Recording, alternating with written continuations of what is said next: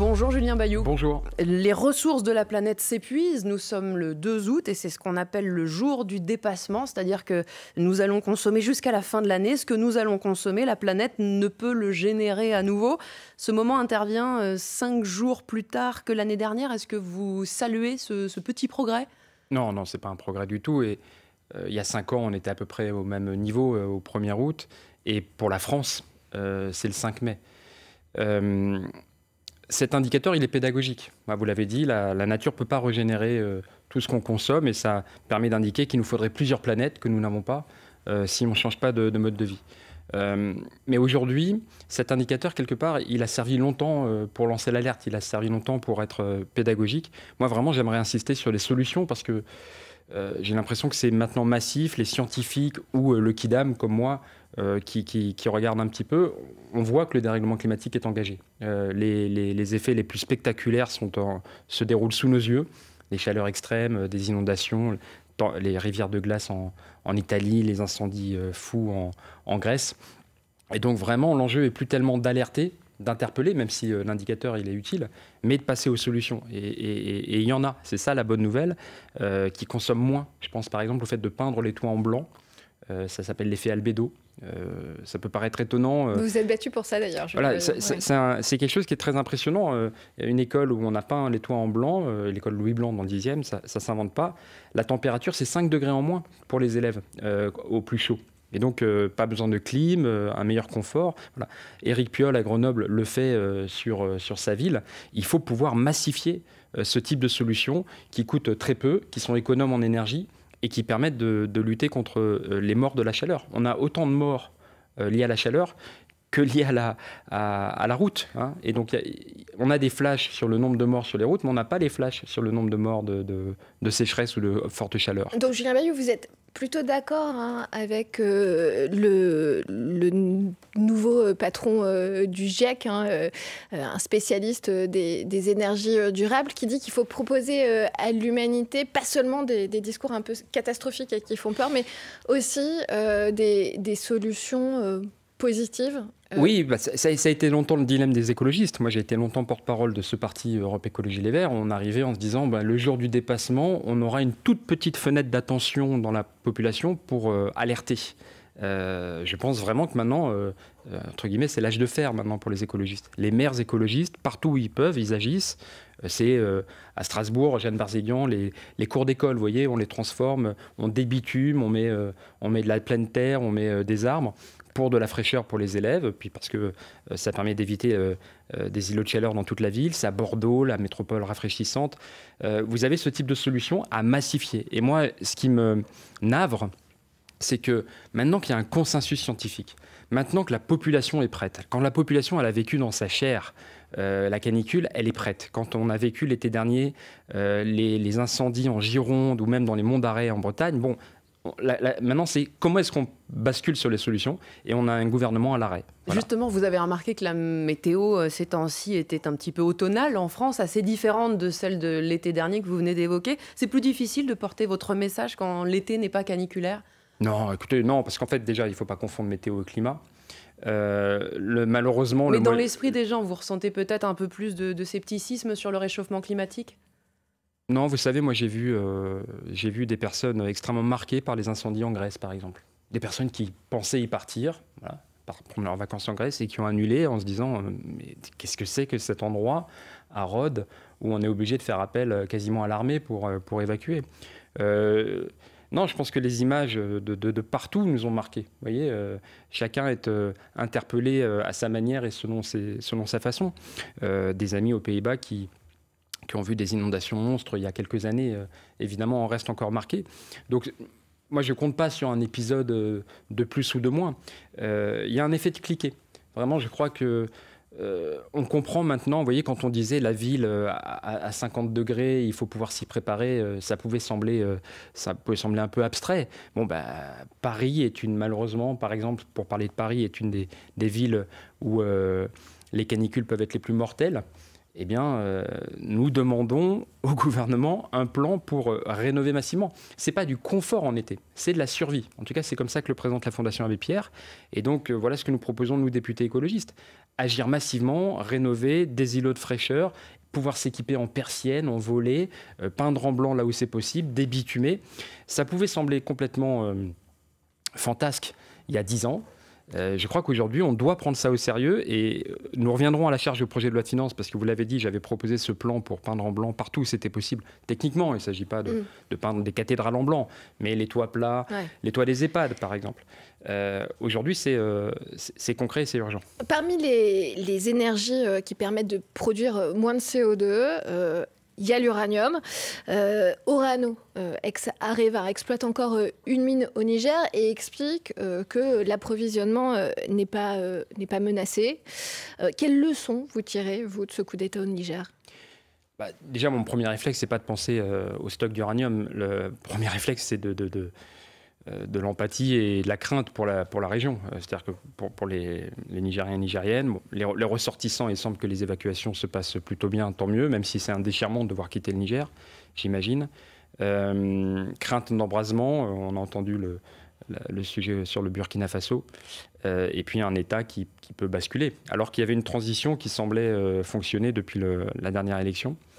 Maintenant, sur les questions de stock d'uranium, je crois qu'il faut tordre le cou à l'idée que le nucléaire, c'est l'indépendance énergétique. Voilà, il ne s'agit pas de dire que dès demain, il n'y a plus d'approvisionnement, ce n'est pas vrai. Mais simplement concéder moi ou concéder aux écologistes que le nucléaire, ce n'est pas l'indépendance énergétique. Aujourd'hui, on dépend massivement de la Russie pour l'uranium enrichi. Je crois que c'est 2/3 des livraisons.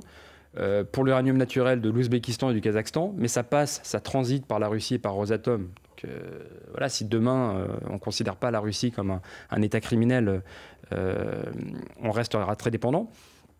On nous dit qu'il y a des sources en Mongolie. Le président de la République, Emmanuel Macron, s'est déplacé quasiment uniquement pour ça. Mais enfin, il ne faut pas être fin stratège géopolitique. Si demain la Chine et la Russie disent à la Mongolie d'arrêter d'exporter l'uranium vers la France, elle s'y pliera. Donc en fait, on peut trouver d'autres sources. Mais ne disons pas que le nucléaire, c'est une source d'indépendance énergétique. Et ça interroge quand le président décide tout seul qu'il va faire tant de réacteurs, on ne sait pas pourquoi, 6 ou 8, et c'est lui qui décide à quel site. On n'a pas de plan sur le combustible. Voilà la réalité. Et sur la question de la lutte contre les djihadistes au Sahel, les 1500 militaires français présents au Niger pour l'instant ne sont pas évacués. Est-ce qu'à vos yeux, ils doivent rester sur place pour l'instant ?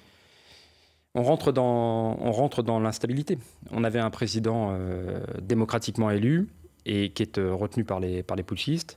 Aujourd'hui, pour moi, c'est trop tôt de vous dire quelle est la situation. Je pense que la France doit s'engager vraiment dans la résolution et en soutien aux initiatives en cours de négociation de la CEDEAO et autres. Je ne peux pas aujourd'hui trop développer sinon. Julien Bayou, député écologiste, vous restez avec nous. On vous retrouve juste après le Fil Info à 8h40 avec Elia Bergel. 262 personnes déjà évacuées du Niger par Paris cette nuit, en grande majorité des Français. Leur avion affrété par le Quai d'Orsay atterrit vers 2h du matin à Roissy-Charles de Gaulle. Paris appelle ses ressortissants à quitter le pays après les déclarations hostiles à la France des putschistes au pouvoir. 4 avions de rapatriement sont prévus au total pour le moment. Une nouvelle attaque russe dans la région d'Odessa, le sud de l'Ukraine, touché par des drones explosifs cette nuit. Des infrastructures d'un port ont été endommagées. La capitale Kiev a aussi été visée par des drones ces dernières heures, mais sans faire de victimes. Météo France place à partir de 16h la Manche, l'Ille-et-Vilaine, le Finistère et les Côtes d'Armor en vigilance orange, vague submersion. Des rafales de vent jusqu'à 100 km/h sont attendues sur la côte ouest aujourd'hui, 80 km/h dans les terres. Vous avez finalement jusqu'au 10 août pour déclarer votre bien immobilier au fisc si vous en possédez un. La date butoir est repoussée une 3e fois pour les 34 millions de propriétaires concernés. France Info. Le 8-30 France Info. Julie-Marie Lecomte, Agathe Mahuet. Et nous sommes toujours en compagnie de Julien Bayou, député écologiste de Paris. Julien Bayou, vous étiez, vous, le 28 juillet, au rassemblement en soutien au journal du dimanche. Hier, les journalistes ont acté l'échec de leur mobilisation. C'est un combat perdu d'avance ou pas ?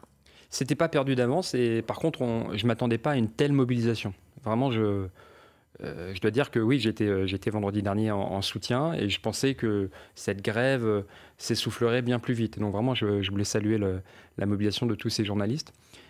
C'est pas perdu d'avance parce que justement, je crois qu'ils ont servi de sursaut. Alors peut-être qu'ils ont perdu face à l'extrême droite et Geoffroy Lejeune sur ce coup-ci, mais j'espère que ça va servir de réveil. C'est une défaite, mais la guerre n'est pas perdue. Absolument. Nous portons une proposition de loi avec Sophie Taillé-Polian pour garantir un droit de veto des journalistes et de l'équipe de rédaction vis-à-vis d'un nouveau directeur de la rédaction. Non pas qu'ils choisissent leurs dirigeants, on n'en est pas encore là, mais en tout cas qu'ils puissent s'opposer à un dirigeant avec qui ils ont... Il n'y a qu'une trentaine de députés de la majorité qui ont signé pour l'instant, selon les informations de France Info, ce texte. Mais c'est ça qui est inquiétant, c'est-à-dire que la classe politique a réagi, je trouve. D'abord parce que nous avons été agréablement surpris, je dois le dire, quand le JDD, l'équipe du JDD a décidé de réagir. Voilà, on aurait pu penser que vous savez un petit peu la métaphore de la grenouille dans une casserole, que la température monte, que l'extrême droite progresse, que la concentration des médias s'impose dans le pays, que finalement il n'y aurait pas de réaction. Il y a eu une réaction, elle a été forte et on l'a soutenue. C'est le silence du gouvernement qui est inquiétant. Parce que c'est le gouvernement qui a la main. Si demain une indépendance doit être proclamée, renforcée, c'est le gouvernement véritablement qui peut l'activer. L'argument peut se retourner. Si le gouvernement avait son mot à dire sur les actionnaires des journaux. Mais moi, je crois qu'il faut un mot à dire sur les actionnaires des journaux. Oui, moi, je ne confonds pas liberté de la presse et liberté d'entreprendre. Il faut mettre des verrous, des barrières à la liberté d'entreprendre. On le fait. Hein, il y a des limites à la concentration. Attaquer systématiquement des propos racistes, des propos homophobes, délictueux, pour vous, ne suffit pas. Je pense qu'il faut mettre des barrières. En fait, on a un double poison, la concentration des médias et la progression de l'extrême droite. Dans une société démocratique, le philosophe Karl Popper nous dit que s'il n'y a pas de barrière, le paradoxe de la tolérance, si la société démocratique est trop tolérante à l'intolérance, elle se fait bouffer, elle disparaît. Justement parce que ces propos qui utilisent les fake news, qui utilisent le racisme, l'antisémitisme, l'homophobie, viennent submerger la démocratie. Et donc, le paradoxe de la tolérance, c'est qu'il faut mettre des vraies barrières à l'antisémitisme, aux propos racistes, et je rajoute, à la concentration des médias. C'est l'héritage du Conseil national de la résistance. Il y a tout un passage sur le poids terrible des empires industriels, sur la concentration des médias. Eh bien, on y est. Vous continuerez, vous, d'acheter, de lire le JDD ? Pour l'instant, la question se pose, je vous le dis, même de participer à des interviews. La semaine dernière, vous étiez sur Europe 1, qui appartient aussi au groupe Bolloré. Voilà, j'ai choisi de ne pas aller sur CNews et sur Europe 1. Mais vous allez sur Europe 1 de temps en temps, oui. La question se pose et nous verrons avec les écologistes quelle est la manière collective de répondre à la question. Je crois qu'il faut mettre des barrières. Vous voyez, il y a le choix personnel d'acheter ou non le JDD, mais encore une fois, il faut des règles au niveau des pouvoirs publics. Elle a une chance d'aboutir rapidement, cette loi transpartisane, ce texte, ce projet de loi ? Je pense que si nous arrivons à trouver le créneau, parce que vous savez, pour les parlementaires de l'opposition, le problème, c'est la mise à l'agenda. Voilà, nous avons une niche, mais on en a une fois par an, et c'est le 4 avril de mémoire. Il y a peut-être un créneau en décembre. Tout l'enjeu, c'est que le gouvernement choisisse en fait d'agir. Voilà. Moi, je propose d'aller beaucoup plus loin. Je pense que les empires industriels doivent choisir entre des médias et les marchés publics. Bouygues doit choisir entre le BTP et TF1. Voilà ce que nous devons faire. Parce que sinon, on a un vrai problème de crédibilité de l'information, de mainmise. Je me souviens que pendant l'affaire Dassault, Le Figaro n'avait pas une ligne pour mentionner le fait que son dirigeant était à l'époque poursuivi pour homicide. Rien que ça. Et à Chateauvoix, il a été finalement relaxé pour l'homicide et condamné pour le reste. Ça pose un vrai problème, vous voyez, de crédibilité, de fiabilité, de mainmise. Mais comment on fait dans ce cas pour financer les journaux ? Déjà, on commence par remettre la redevance pour le service public. Parce que quand je vous parle de concentration et de progression de l'extrême droite, je me félicite, je me réjouis de pouvoir le dire sur une chaîne publique qui finance de l'investigation, y compris des fois quand ça déplaît au gouvernement. Et donc le fait de ne pas sanctuariser, d'avoir basculé la redevance vers le budget commun est pour moi un problème fondamental pour l'indépendance du service public. Vous attendez quelque chose des États généraux de l'information qu'Emmanuel Macron lance en septembre ?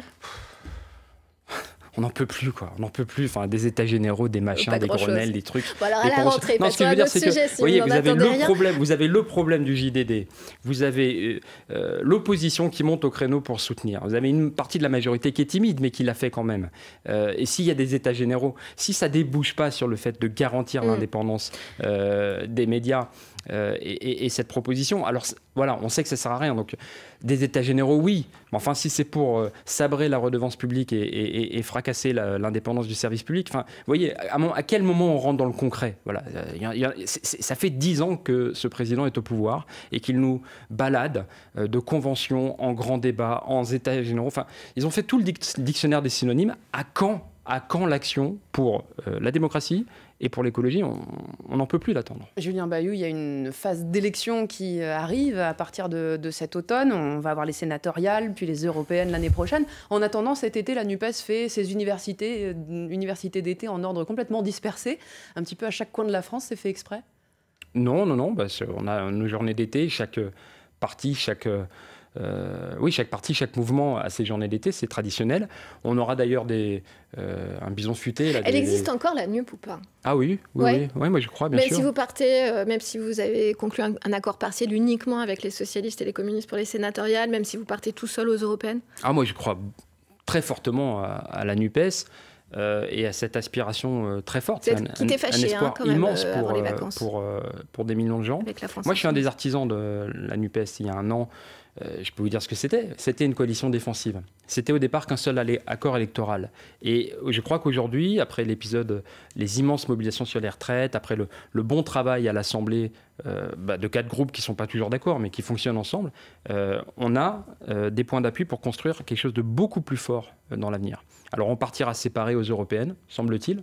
Moi, je nourris l'espoir que... Semble-t-il. Bah oui, ça semble acté. C'est réversible, vous avez désigné une tête de liste. Non, mais c'est ce que je dis, c'est acté, voilà. Nous avons Marie Toussaint, une excellente candidate qui va pouvoir mettre la question de l'écologie et des limites à la liberté d'entreprendre, d'ailleurs, au cœur de l'agenda.